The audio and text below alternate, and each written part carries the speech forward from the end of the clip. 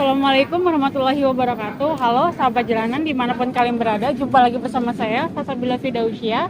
Kali ini narasumber kita ada yang mau berbagi cerita nih teman-teman. Kenalin dulu yuk dengan orang di sebelah kita. Halo, dengan siapa Bang? Bang Ucup. Namanya Bang Ucup. Bang Ucup ini dari mana Bang Ucup? Saya dari Cempaka Putih. Bang Ucup dari Cempaka Putih. Ya.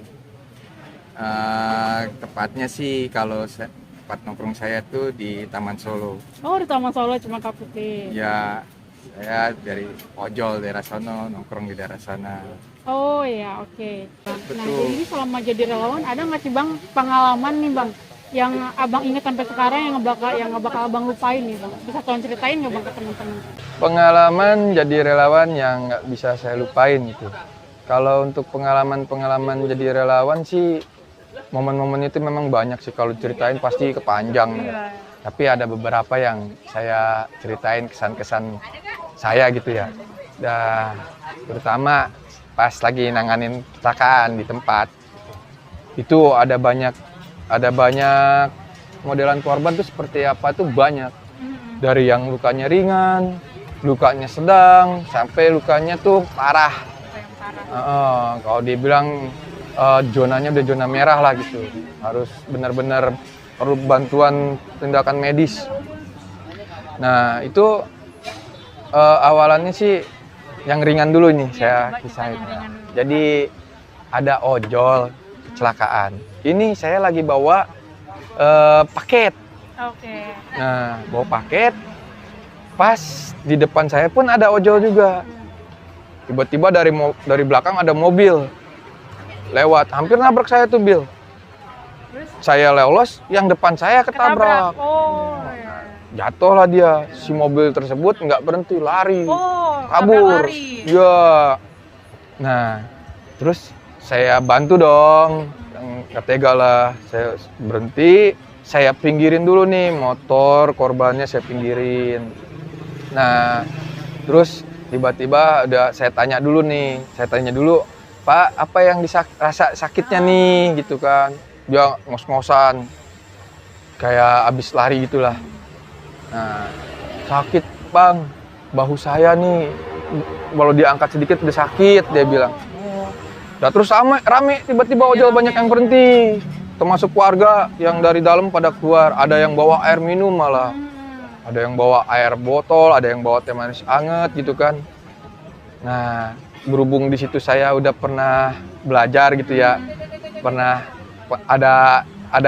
tahu dari yang berpengalaman gitu ya.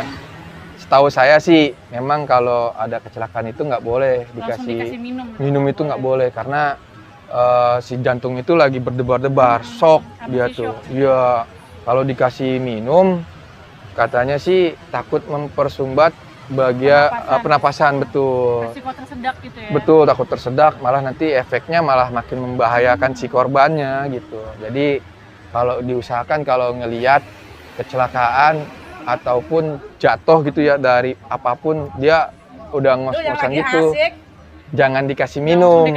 Iya, disuruh diem aja dulu walaupun si korbannya tersebut ngerasa aus gitu, jangan. Ya. Takutnya jauh lebih parah. Nah, balik lagi nih ke bapak-bapak tadi. Dia kan kesakitan bahunya, gitu kan. Warga pada mau bawa air, saya tahan dulu di situ. Jangan kasih minum dulu, gitu. Terus gimana tuh? Nah, terus saya kan bawa P3K nih. Saya lihat nih luka-lukanya yang lecet-lecetnya, saya obatin dulu di tempat. Untuk bahunya ini kan dia ngerasa sakit. Nah, itu dikhawatirin itu ada fraktur atau patah bagian tulang dalam itu kan, ya saya pakai gip dulu, pakai hamstring dulu gitu kan, gimana biar nggak geser kemana-mana gitu. Terus sambil itu saya hubungin ambulan gitu, jadi sambil nanganin di TKP sambil nunggu ambulan datang gitu kan. Setelah ambulan datang, langsunglah dibawa ke rumah sakit. Sesampainya di rumah sakit itu nanti biar dokter yang menangani yang lebih paham gitu kan. Nah di situ saya tungguin sampai pihak keluarga datang, karena saya hubungin pas di rumah sakit itu saya hubungin keluarganya gitu. Saya tanya dulu kan si korbannya masih sadar.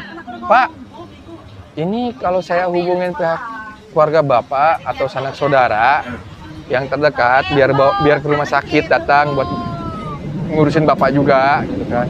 Kira-kira siapa yang pantas saya hubungin? Khawatirnya kalau salah hubungin, kita hubungin dia baru dengar kecelakaan udah. Oh, takutnya ada Iya. sakit jantung atau Iya, takut shock, dia punya riwayat jantung, pingsan, Iya. gitu kan. Makanya kita tanya dulu sama si bapaknya. Misalnya, oh iya mas, hubungin aja anak saya, jangan istri saya, misalkan. Oh ya udah, saya hubungin anaknya. Biar saya yang nelpon pak, gitu. Biar saya yang ngobrol. Gitu, ya udah. Karena kadang-kadang gini loh, ada juga yang ya gimana ya? Takutnya disangkainnya kita bohong gitu, nggak percaya keluarga. Iya, takut ada penipuan. Jadi ya udahlah, kita video call gitu kan. Terus udah kelar video call tuh saya kirim fotonya dulu. Sebelum video call saya kirim foto, terus saya video call. kecelakaan bener Tuh, gitu kan. bener. Datang nih pihak keluarga ke rumah sakit. Nah di situ saya kembalikan lagi ke keluarganya. Mau seperti apa nih si korbannya ini, si bapaknya. Misalkan hasil rumah sakitnya harus ada tindakan lebih lanjut atau harus pulang misalnya aman, itu balikin lagi ke keluarganya gitu kan. Nah itu kan itu kan yang keluar yang bisa ditanyain tuh. Iya, masih yang ingat. pasiennya sadar lah bisa ditanya. Kalau misalnya pasiennya nggak sadar atau keadaannya berat nih, laka lantasnya itu gimana bang biasanya? Sepengalaman abang itu kayak gimana? Pernah, saya juga Ngalamin. Saya dapat informasi dari temen karena temen tahu saya bawa P3K, jadi dia dilihat ada kecelakaan, dia ngebel saya, Bang Ucup posisi di mana? Oh saya lagi di base camp, gitu kan. Bang, minta tolong dong bang, bisa kemari nggak buat ngobatin kecelakaan, ada kecelakaan nih. Oh ya udah Sherlock sama dia saya samperin nih, kebetulan deket ya kan. Saya samperin, ternyata si korban ini keadaannya nggak sadar. Udah nggak sadar. Iya, dia bilang udah kritis lah gitu. Keluar darah-darah dari kepala gitu kan. Udah, saya sih kalau yang lihat kayak gitu, kalau saya hubungin ambulan takutnya kelamaan. Yang kayak begitu biasanya harus disegerakan bawa ke rumah sakit. Khawatir kalau ditunggu ambulan datang kelamaan nyampe rumah sakit takutnya udah nggak bisa ditolong. iya nggak bisa ditolong, Pendarahan. pendarahan betul. Makanya saya berhentiin kendaraan yang lewat nih, yang sekiranya bisa dibawa korban, bawa korban nih kayak mobil bak atau angkot gitu ya. Yang penting kan di sini nyawa dulu yang harus kita selamatkan gitu kan.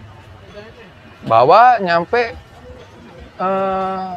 ke rumah sakit itu, mana di jalan kan kadang-kadang ada macet gitu kan. Kita udah bawa korban seperti itu. Itu gimana bang kalau ada macet?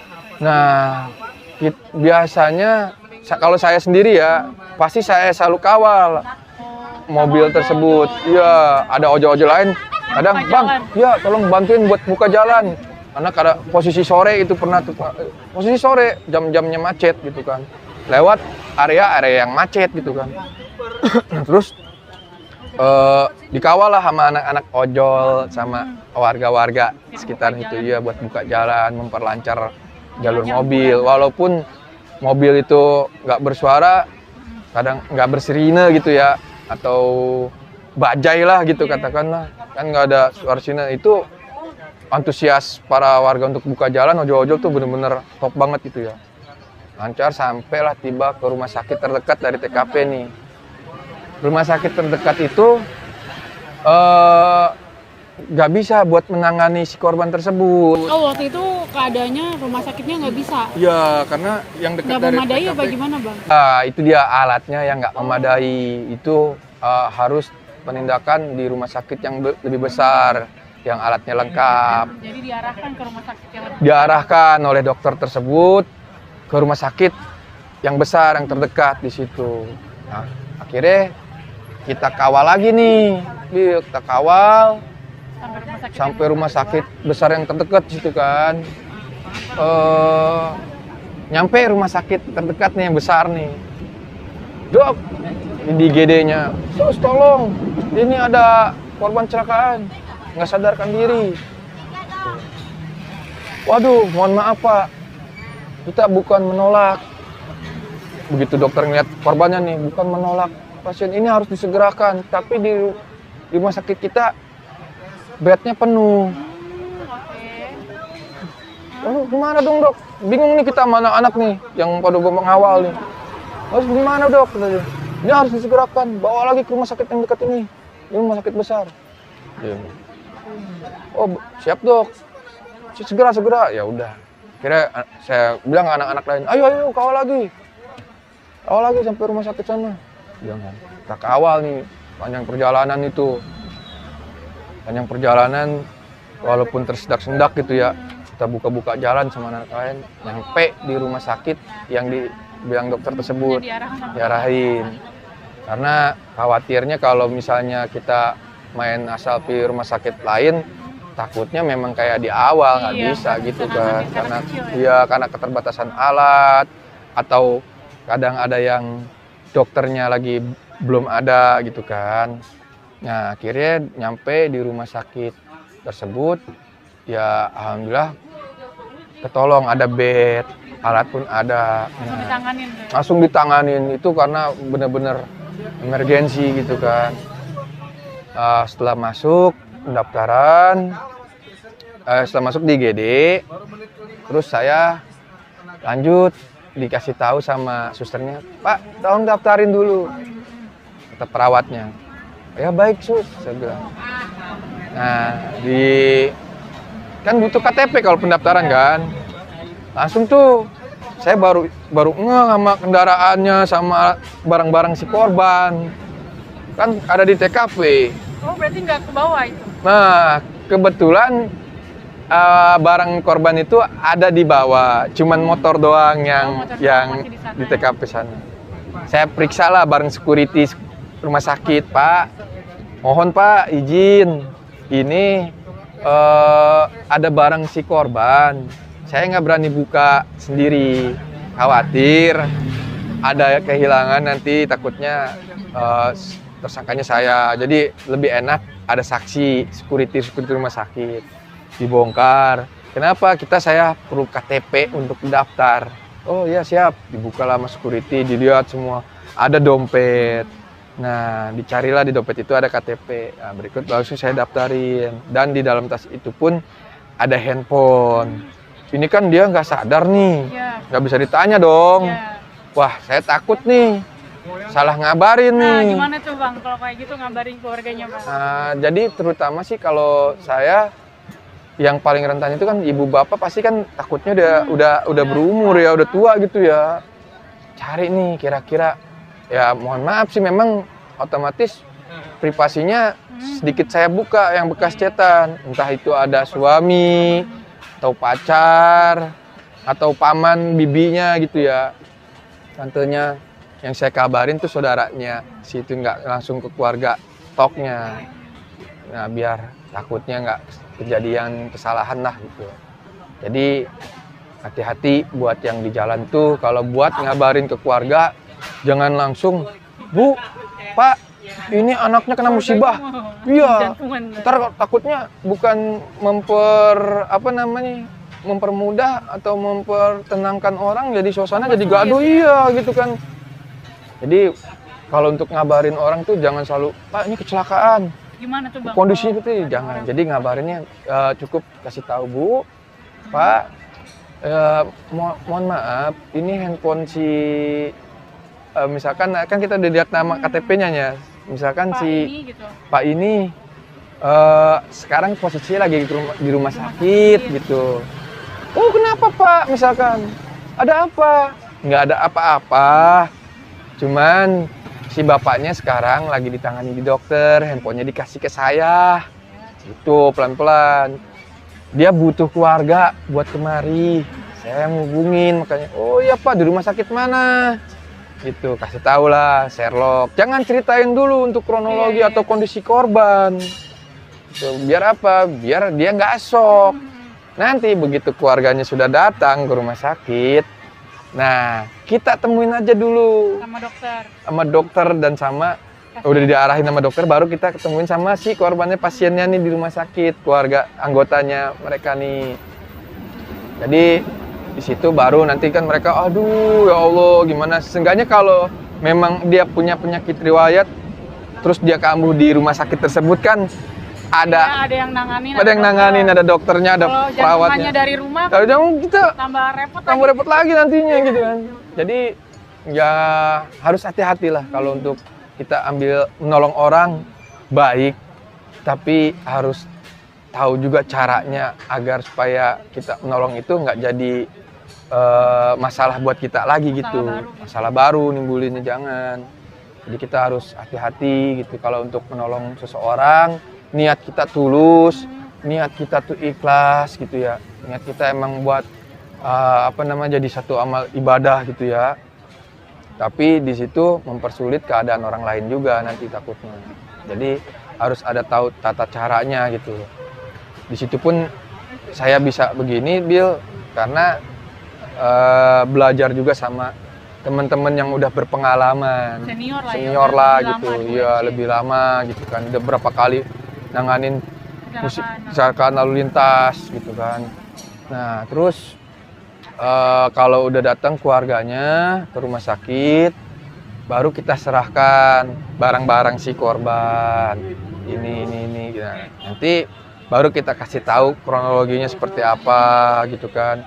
Kadang nggak semua yang saksi itu ikut ke rumah sakit, nggak semua saksi yang ya makanya warga lokal itu nggak ikut kadang-kadang. Jadi yang benar-benar tahu kan yang saksiin itu biasanya dia sebentaran doang di rumah sakit, di TKP. Dia punya ada keperluan lain gitu kan, waktunya nggak bisa ikut ke rumah sakit. Jadi sebelum saya bawa, kadang saya juga bertanya dulu, ini kenapa kejadiannya. Jadi kalau benar-benar valid, baru saya sampaikan ke keluarga, kejadiannya seperti ini loh Bu, gitu kan. Jadi ada kecelakaan tunggal, ada kecelakaan yang benar-benar ada lawannya bertanggung jawab. Ada pula yang korban tabrak lari. Kalau tabrak lari itu biasanya nanti itu tergantung pihak keluarga mau ngurus ke kepolisiannya seperti apa gitu kan. Mau dicari nggak orangnya gitu. Itu nanti prosedurnya polisi ranahnya sama pihak keluarga. Yang penting kita sudah ngasih tahu ke keluarga untuk kronologinya itu seperti apa, validnya seperti itu, ya udah kita kasih tahu. Setelah itu ya kita kembalikan lagi di rumah sakit sama keluarga. Itu biar. Nah, ada lagi nih Bill yang jauh lebih parah. Yang meninggal di tempat gitu ya, misalnya. Jadi itu gimana tuh Bang? Pengalaman Abang nanganin orang yang udah meninggal di tempat itu Bang? Kalau untuk nyaksiin secara langsung depan mata dia kecelakaan terus meninggal gitu, belum pernah sih.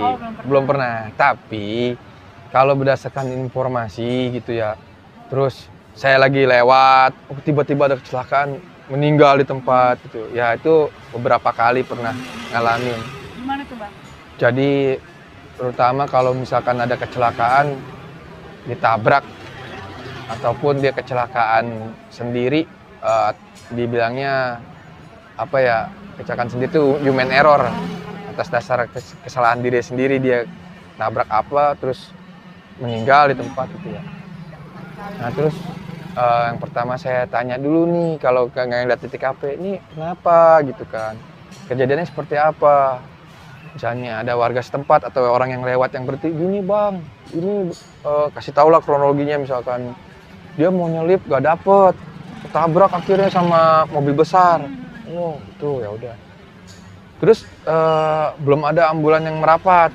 Nah itu saya sebelum nelpon ambulan itu di prioritasin itu kita telepon yang berwajib dulu. Pihak berwajib, polisian. Nanti biar polisi yang berkoordinasi. Dia yang ditugasinnya itu emang udah kerjaannya polisi tersebut gitu kan. Ada bagian-bagian divisi-divisinya masing-masing. Nanti polisi yang menanganinya itu datang ke TKP untuk olah TKP, bertanya juga untuk saksinya segala macem. Dan saya juga masih di tempat Bill. masih di tempat buat mendampingi kepolisian. Takut kepolisiannya tuh polisi ada nanyain apa gitu kan, salah apa gimana, apa yang dibutuhin dari polisi gitu, misalnya butuh pertolongan, misalnya bantuin ngangkat lah atau gimana gitu kan. Pernah ngangkat. Polisi ngangkat jenazah. Jadi Yang meninggal di tempat. ya biasanya sih polisi dan tim ambulan itu, tim ambulan itu dia pasti nggak mungkin sendirian untuk buat evakuasinya gitu kan. Itu bantuan. Butuh bantuan. Karena kan berbagai macam lukanya itu macam-macam. Ada yang maaf ya gitu ya. Ini ada yang keluar lah dari organ tubuhnya gitu ya. Nggak utuh lah istilahnya. Itu kan harus diambilin, Bil. Satu persatu harus lengkap itu dimasukin ke kantong jenazah. Harus nggak boleh ada yang ketinggalan. Karena nanti bakal jadi pertanyaan di rumah sakit yang buat nanganin meninggal kecelakaan itu. Nah, terus setelah polisi olah TKP, datang ambulan, harus diangkat, gelar apa namanya, kantong jenazah itu kita masukin. Nah, saya saking penasaran tuh, ini gimana ya buat menangani cara seperti ini. Saya penasaran gitu kan. Saya ikutin lah. Oh, karena Abang penasaran sama penanganan jenazah itu kayak gimana, seperti Abang apa. ikutin sampai rumah sakit. Iya, karena kan keluarga juga belum tahu keluarganya si korban ini nggak ada di rumah sakit. Terus saya ikutin sampai ke rumah sakit di RSCM. Jadi nggak semua rumah sakit tuh menerima korban kecelakaan yang meninggal di tempat. Nggak semua rumah sakit. Beberapa aja. Salah satunya RSCM. Itu di RSCM. Nah terus di RSCM tuh pasti nanti ditanyain identitas juga, minta dari suatu kepolisian juga gitu kan. Nanti polisi pun datang ke rumah sakit Cipto ngasih berkas-berkas untuk masalah korban gitu kan. Nah baru nanti di RSCM diperiksa tuh identifikasi dan polisi pun sama mengidentifikasi tuh, ikut identifikasi di korban ini siapa sih gitu kan, orang mana. Nanti dari kepolisian udah ada identitas, baru biasanya sih saya nanya, Pak orang mana? Kenapa? Saya dari ojol, kan kita solid nih Pak, punya temen gitu kan. Siapa tahu deket daerah sana, jadi kita bisa hubungin keluarganya. Oh ya boleh. Oh nih KTP-nya, alamatnya ini. Oh ya Pak, saya ada. Kebetulan ada temen gitu kan, dari ya kita ojol itu memang punya jaringannya luas, punya beberapa komunitas, beberapa grup. Jadi ya udah, saya betul telepon nih, Bang minta tolong dong, bisa nggak ke alamat sini, tolong temuin ini. Kenapa Bang? Ini ada kecelakaan gitu. Cuman hati-hati ya bicaranya ya ke keluarga, jangan kasih tahu dulu korbannya seperti apa. Ya rumah sakit Cipto, oke. Datang keluarganya ke rumah sakit. Nah itu nanti urusannya balik lagi ke pihak polisian dengan keluarga yang bersangkutan. Dan saya pun di situ hanya sebatas menemani doang, mendampingi doang, mengawal si korban kecelakaan ini ke rumah sakit gitu. Jadi nggak semuanya harus sama saya yang nanganin, enggak. Jadi ada yang pihak-pihak terkait yang harus benar-benar yang nanganin. Wajib yang tugasnya itu gitu ya. Iya, jadi banyak sih kalau dibilang pengalaman nanganin kecelakaan gitu ya. Salah satu yang crash di rumah sakit pun ada gitu. Contoh. Bang, coba ceritain tuh gimana Bang? Contohnya kalau misalkan dia keluarga jauh, Bil. Perantau. Iya. Terus gimana ini? Dia di sini kan kerja. Jadi untuk sementara temen kerjanya dulu nih datang. Terus dari rumah sakit butuh kepastian. Misalnya ada tindak operasi. Untuk persetujuan keluarga. Iya, kan persetujuan. Teman-temannya pun belum berani lah gitu kan. Takut ada resiko dari rumah sakit ataupun apa yang fatal gitu kan. Gimana ya, kontak keluarganya, sedangkan handphonenya rusak karena tragedi kecelakaan tuh handphone rusak. Jadi yang kayak gitu dari pihak kantor biasanya itu nyari alamat data. Nah, ternyata di daerah mana ada salah satu anggota keluarga sepupu atau salah satu orang kampung terdekat lah. Kira bisa terhubung sama mereka. Ya keluarga nggak langsung datang karena kan kalau datang jauh kan lama. Ya udah, kira persetujuan tanda tangan lah temennya. Persetujuan keluarganya. Yang penting keluarga udah bilang setuju gitu. Iya. Jadi orang kantornya ngewakilin aja. Wakilin aja. Juga nih Bill, kecelakaan, handphonenya hilang di TKP. Gimana tuh Bang, kok bisa jalan handphonenya? Iya, jadi pas abang lagi jalan, ngeliat ada kerumunan di depan, rame. Bilang, wah kerumunan nih, ada apa nih? Coba deketin lah, kepo ya. Wah ada kecelakaan ternyata Bill. Si korban sama si kendaraannya udah di pinggir. Di pinggir. Kalau abang kan niat korbannya dulu ya, karena kendaraan udah di pinggir. Udah tuh, abang keluarin P3K, obatin dulu biasa. Oh ternyata ada bagian yang luka parahnya nih, di bagian dengkul. Wah ini nggak bisa nih pakai motor, motornya pun rusak lagi motor si korban. Udah saya telepon ambulan lah, ya kan. Habis diobatin pertolongan pertama di TKP. Nunggu ambulan datang, kendaraannya kita amanin dulu nih. Biasanya sih kita titipin di security, di kantor-kantor yang dekat itu ya. Di security-nya, Pak nitip nih gitu. Ya boleh nih diizinin. Nah terus kita bawa nih ambulan datang, kita bawa ke rumah sakit. Terus? Pas diperiksa, ternyata handphone nggak ada. Okay. Dari awal nggak ada. Iya bang, pas jadi jatuh, saya kepinggirin sama orang-orang. Motor saya itu dipinggirin sama orang-orang. Saya cari handphone nggak ada. Udah ditelusurin sama warga-warga juga yang lewat itu, ditelusurin nggak ada handphonenya. Jadi sering kejadian kayak gitu. Itu berarti gimana? Ada yang ngambil apa? Jadi nggak semua di jalan itu punya berhati bersih gitu ya, atau ada oknum juga gitu ya yang memanfaatkan situasi. Betul. Jadi ngeliat musibah ini dia hatinya itu nggak tergerak, justru dia nyari kesempatan. Ada handphone ngeletaknya sama dia, langsung diambil. Atau barang korban apa gitu kan, ya ambil sama dia. Ya kabur dianya, langsung pergi gitu. Kecelakaan. Iya padahal kecelakaan. Kasihan ngerti gitu kan kita. Nah makanya abang kadang-kadang ya udah abang ini kan abang nggak bisa bawa kendaraan lagi nih kalau memang nggak dirawat inap di rumah sakit gitu kan. Ya keluarga abang kan di rumah nggak ada yang tahu gitu kan. Iya bang. Nah sedangkan di rumah sakit butuh keluarga pendamping ya, untuk masalah administrasinya, masalah dia mau pulangnya kayak gimana gitu kan. Abang KTP di mana, tinggalnya di mana? Saya bilang KTP-nya coba boleh lihat nggak gitu kan. Dia ya toh tinggal di sini ya, kita sama ojol koordinasi lah gitu ya, karena relawan lain gitu ya. Bang minta tolong bantuan bang, biasa lah kayak biasa itu gitu kan. Tolongin lah sampai ke keluarganya, datang keluarganya gitu. Kadang mau lanjut pakai ambulan lagi ke rumahnya karena kan dengkulnya ini nggak boleh ditekuk gitu kan, misalnya habis dijahit gitu kan. Ya udah akhirnya pakai ambulan ya. Jadi untuk yang seperti ini sih membutuhkan luang waktu panjang, Bil.